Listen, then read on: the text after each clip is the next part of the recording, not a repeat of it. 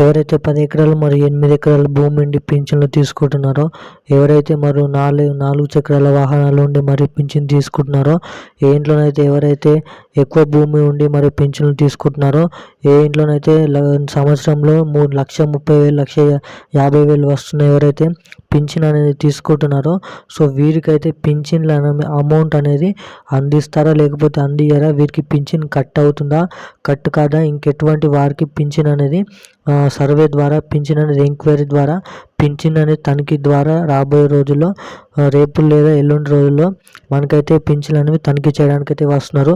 So దానికి సంబంధించిన ఇంకెవరెవరికైతే పింఛన్లు అనేవి కట్ అవుతున్నాయి, ఇంట్లో ఇద్దరికి వస్తుందా ఒక్కరికి వస్తుందా, సో పూర్తి అప్డేట్ వివరాలు అనేది వీడియోలోకి వెళ్ళి అయితే తెలుసుకుందాం. సో దానికంటే ముందు అయితే మన ఛానల్ ఎవరైనా మొదటిసారిగా చూసినవారంటే ఖచ్చితంగా అయితే ఛానల్ అయితే సబ్స్క్రైబ్ చేసుకోండి. ఇన్ఫర్మేషన్ అనేది మీ బంధుమిత్రులు అయితే ఖచ్చితంగా షేర్ చేయండి, వీడియోని అయితే లైక్ చేయండి, సబ్స్క్రైబ్ చేయండి. సో ఏమాత్రం లేట్ చేయకుండా పూర్తి అప్డేట్ వివరాలు అనేది వీడియోలోకి వెళ్ళి అయితే తెలుసుకుందాం.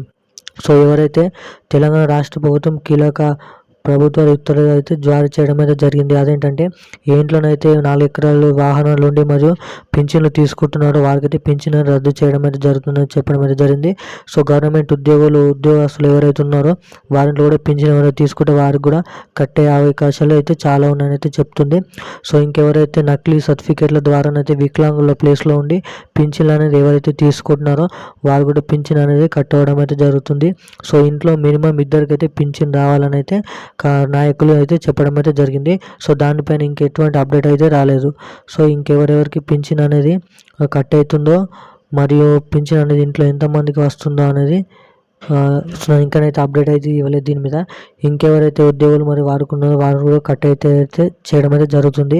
సో మరియు ఇంకెవరైతే ఆసరా పింఛన్ సంబంధించిన వివిధ రకాల పింఛన్ సంబంధించిన తెలంగాణ రాష్ట్రంలో ఇస్తున్నప్పటికీ నకిలీ ఫేక్లు మరి ఎవరైతే తీసుకున్నారో పింఛన్ వారి అర్హులు కాకుండా సో వారికైతే కట్ అవుతుందని చెప్పడం అయితే జరిగింది.